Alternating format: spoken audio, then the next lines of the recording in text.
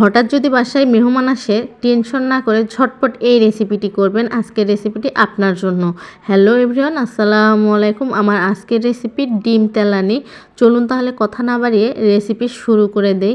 এখানে চুলার মধ্যে আমি একটা প্যান বসিয়েছি। প্যান গরম হয়ে আসলে পরিমাণ মতো তেল দিয়ে দিচ্ছি।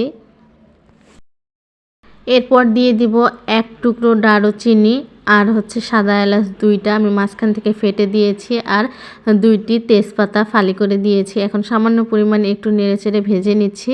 ভেজে নেওয়া হয়ে গেলে আমি দিয়ে দিব পেঁয়াজ কুচি।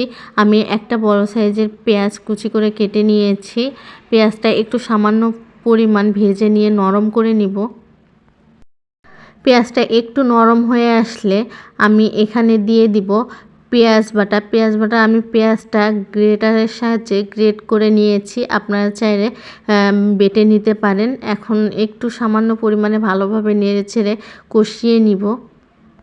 এখন দিয়ে দিচ্ছি রসুন বাটা 1 টেবিল চামচের মতো, আর আদা একটা কিউব আমি ডিপ ফ্রিজে সংরক্ষণ করে রেখেছিলাম জিপলক ব্যাগে। তো যাই হোক, এখন একটু ভালোভাবে কষিয়ে নিচ্ছি যাতে কাঁচা গন্ধটা না থাকে।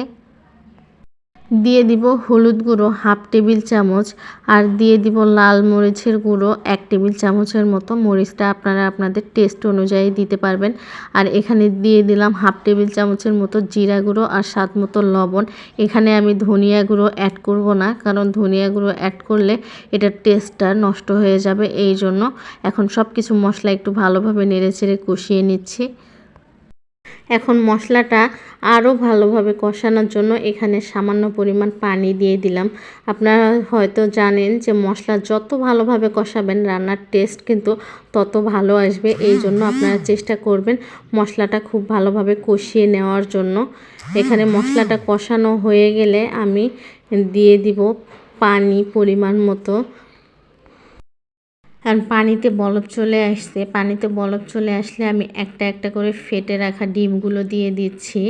ডিমগুলো একটা বাটিতে এইভাবে ঢেলে নিয়ে একটা একটা করে দিবেন, তাহলে দেখা যাবে অনেক ডিম নষ্ট হয়ে যায়। আপনারা যদি সরাসরি ছেড়ে দেন পানির মধ্যে, দেখা যাবে অনেক ডিম নষ্ট থাকার কারণে গ্রেভিটা নষ্ট হয়ে যাবে পুরোটা। এই জন্য এইভাবে বাটিতে নিয়ে দিলে আপনারা দেখে শুনে দিতে পারবেন। এখন ঢাকনা দিয়ে ঢেকে দিলাম কিছুক্ষণের জন্য।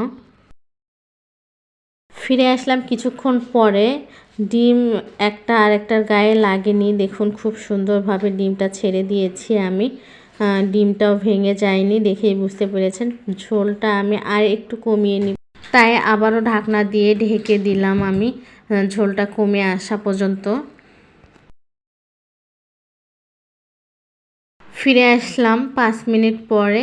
এখানে আমি আর ফ্লেভারের জন্য 4টা কাঁচামরিচ অ্যাড করলাম। আমি আর ঢাকনা দিয়ে ঢেকে দিব না, যেটুকু পানি আছে এটুকু আমি এইভাবে জাল করে কমিয়ে নিব।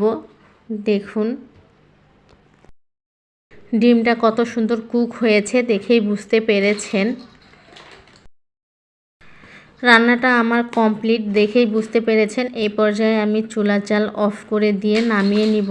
চলুন তাহলে আপনাদেরকে পরিবেশন করে দেখাই। দেখুন কত সহজে ডিমের রেসিপিটা করে ফেলাম। এটা বরাবরই আমার খেতে ভীষণ ভালো লাগে গরম ভাতের সঙ্গে। যারা এইভাবে ডিম তেলানি একবারও খাননি, একবার হলেও খেয়ে দেখবেন, ভীষণ মজার। আজকের এই রেসিপিটা যদি আপনাদের ভালো লেগে থাকে অবশ্যই কমেন্টে জানিয়ে দিবেন। আজকে এই পর্যন্ত, আবার অন্য কোনো ভিডিও নিয়ে আপনাদের মাঝে চলে আসবে। সেই পর্যন্ত সবাই ভালো থাকবেন, সুস্থ থাকবেন। আল্লাহ হাফেজ।